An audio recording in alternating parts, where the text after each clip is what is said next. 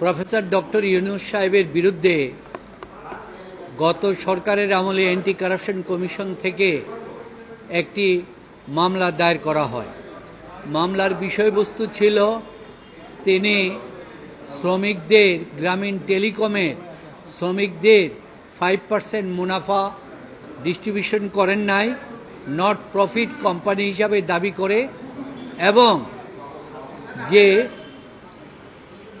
করেন নাই এবং এই ডিস্ট্রিবিউশন করার জন্য কোনো নীতিমালাও তিনি গ্রহণ করেন নাই। পরবর্তীতে উনি একটা সেটেলমেন্ট এগ্রিমেন্ট করে, এগ্রিমেন্টের ভিতরে হাইকোর্টের আদেশের প্রেক্ষিতেই তাদেরকে শ্রমিকদের টাকা একটা সেটেলমেন্ট এগ্রিমেন্ট করা হয়েছে। ওই অ্যাকাউন্টে টাকাটা 437 কোটি টাকা তাদেরকে প্রদান করা হয়েছে। এই অ্যাকাউন্টটা গ্রামীণ টেলিকমের না, এটা হচ্ছে সেটেলমেন্ট অ্যাকাউন্ট। ট্রেড ইউনিয়ন এবং প্রতিষ্ঠানের পক্ষ থেকে দায়িত্বপ্রাপ্য একজন ব্যক্তি তারা করবে।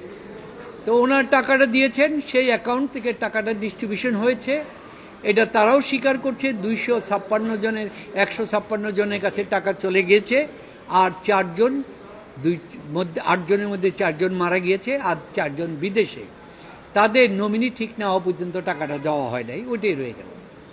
তো এইখানে ওনারা মামলা করেছেন যে উনি টাকা আত্মসাৎ করেছেন এবং উনি 26 কোটি টাকা ওই শ্রমিক 26 কোটি টাকা আপনার 6% হিসাবে 437 কোটি টাকার হিসাবে লয়ার বিনা ফিতে মামলা করেছে। মামলায় জিতলে পয়সা, না জিতলে ফি নাই। এই হিসাবে যখন এটা 437 কোটি টাকা হয়ে গেল, জোর করে সরকার 10 বছরে গ্রামীণ টেলিকমের যে গ্রামীণ ফোনের যে ইনভেস্টমেন্ট আছে 34% 22%, ওইটাকে যুক্ত করাতে এটা 437 কোটি টাকা হয়ে গেল। All time Roma. Taste it, love it. এই টাকাটা ওই অ্যাকাউন্টে দিয়ে দিলেন।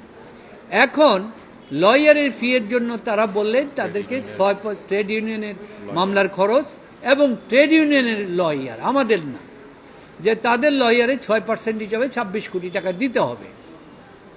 কিন্তু পরবর্তীতে দেখা গেল যে সুদের হিসাব ভুল হওয়ার কারণে এটা 437 কোটি হবে না, এটা হবে 409 কোটি। তো এখন হিসাব মেনে নিতে তারা বাধ্য।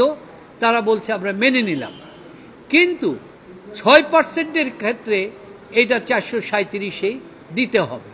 তো যেহেতু হাইকোর্টের একটা নির্দিষ্ট টাইম দেওয়া আছে, বাধ্যবাধকতা, এতদিনের মধ্যে অ্যাকাউন্ট খুলতে হবে, করে এটা জমা দিতে হবে, তখন সেই বাধ্যকতার জন্য 409 কোটি টাকা তারা মানল না। তখন আবার 163 কোটি টাকা তারা দিলেন। এটাকে বলা হলো ঘুষ। এই কথা বলে মামলা করে তারপরে সেটা চার্জ ফ্রেম করলো। চার্জ ফ্রেম করার এগেনস্টে আমরা হাইকোর্টে আসলাম, মহামান্য হাইকোর্টে এটা রিজেক্ট করলেন। আমরা অ্যাপিলেট ডিভিশন কোয়াশমেন্টে রিজেক্ট করলেন। আমরা যখন অ্যাপিলেটেড ডিভিশনে গেলাম, অ্যাপিলেট ডিভিশন বলল তোমার মামলা চলে না, কারণ তোমার মামলা তো সেখানে বাতিল হয়ে গেছে। আমরা বললাম যে না, মামলা বাতিল হয় নাই, কারণ এটা উইথড্রয়াল হয় নাই, এটা ইলিগ্যাল। উনি মাত্র ক্ষমতায় এসেছেন 8 তারিখ, 11 তারিখে কোনো নোটিশ ছাড়া বিনা কারণে এতবার তুমি আমাদেরকে নোটিশ দিয়া সাক্ষ্য গ্রহণ করেছো, রাতারাতি মামলা গ্রহণ করার কোনো বাদ দেওয়ার কোনো ক্ষমতা নাই। এইটাই আমরা কোর্টকে বোঝাতে সক্ষম হলাম। তখন আমাদের কোয়াশমেন্ট অ্যাপ্লিকেশনের মধ্যে আসলো, আমরা বললাম এই ধরনের ওনার বিরুদ্ধে কোনো রকম অভিযোগ নাই। শ্রমিকের অ্যাকাউন্টের থেকে, ট্রাস্টেড অ্যাকাউন্টের থেকে এটা ডিস্ট্রিবিউশন হয়েছে তাদের টাকা, এটা কোম্পানির টাকা না। এইখানে ওনাকে মিথ্যাভাবে হ্যারাসমেন্ট এবং অপমান করার জন্য এই জিনিসটা করা হয়েছে, এটা উদ্দেশ্যমূলকভাবে। আর ইউনূস সাহেবও উনি বলছেন আমি আজকে প্রধান উপদেষ্টা হয়ে গেলাম, তার 5 দিন পরে মামলাটা উড্র হয়ে গেল। আমার লয়ারও জানে না, আমার প্রতিষ্ঠানও জানে না। আমি আইনগতভাবে এটা যা হয়, যদি আমি দোষী প্রমাণিত হই তাহলে আমি দোষীর সাজা মেনে নেব। এটা আমি আইনের মাধ্যমে এটাকে সমাধান করব। কোর্টকেও আমরা বললাম যে আইনের মাধ্যমে এটা সমাধান করার জন্য আমরা এই বক্তব্য দিলাম।